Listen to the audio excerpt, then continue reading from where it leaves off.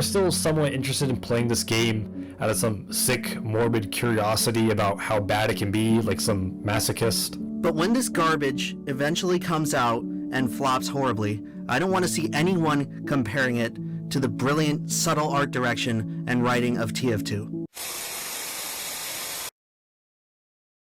Our story begins on May 17th, 2024, when hundreds of images and videos of Valve's new game has been leaked on the internet. This would be Valve's first original IP since Portal in 2007. That was 17 years ago, and to say people have high expectations for this game would be an understatement. But the reception to this news was mixed, if not mostly negative. You see, Valve no longer has the squeaky clean reputation they once had. At this point in time, Counter-Strike was in its worst state it's ever been in, with the buggy launch of CS2 and the rampant cheating problem. TF2 was and still is in a content drought that has lasted for years, and Dota 2 was actually doing okay. Not gonna lie. Valve has a flat work culture, as they call it, where employees have the freedom to choose whichever project they want to work on. Fans were sick and tired of having their beloved game getting pushed to the sideline, for Valve to spend all their resources and gamble it all on this new game. Furthermore, when people realized that the game was a hybrid between two genres of hero shooter and MOBA, the negative reception of this game only grew. The hero shooter genre is widely considered oversaturated and dead, with the headlining child being Blizzard's Overwatch 2 already on the decline, and the MOBA genre, although still having a massive fanbase, is an impossible genre to break into, with fans either gravitating towards League of Legends or Valve's own Dota 2. Many video games giants have tried and failed many times to break into this genre. So, it seems like this story has a foreseeable ending. This will go down as another artifact or Dota Underlords, an out-of-touch product that's made to be a quick cash grab. You really think that's how the story ends?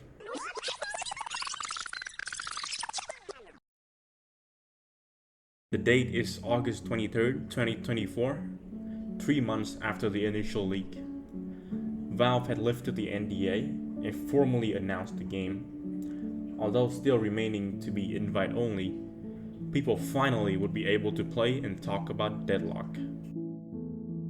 But something was different this time. People loved it. This is probably the best third-person shooter I've ever played, because it's not just simply shoot and use abilities. There's so much more nuance to it, right?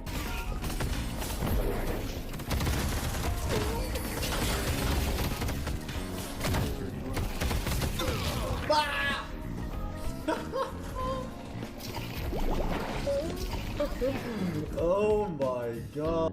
Lash.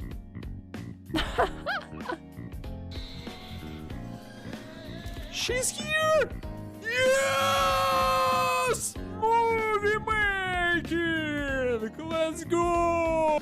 For a game that hasn't been released yet, for a game that you need to be invited by your friend, then wait a couple days to be approved to play, Deadlock is capping fully released game, constantly reaching the top 10 most played Steam games in a matter of days. I don't think anyone, even the devs, expect this amount of success for a closed alpha test. For most people, this game is something extremely refreshing. The characters are different and unique. The gunplay, movement, and abilities are responsive and polished. The map, objectives, and items are deep and thoughtful. Valve has done the impossible, combining two dead genres to make something genuinely new and exciting. I am personally addicted to Deadlock. I got my friend to invite me on my main Steam account, but it took them 10 days to accept me to the playtest, so I had to bust out my second account that I haven't used for years just to be able to play this game. And the community this game has grew has just been amazing. We got guides, memes, highlights, the whole shebang. Right now, me and many others have really high hopes for this game. What will become of Deadlock? Well, we'll have to wait and see.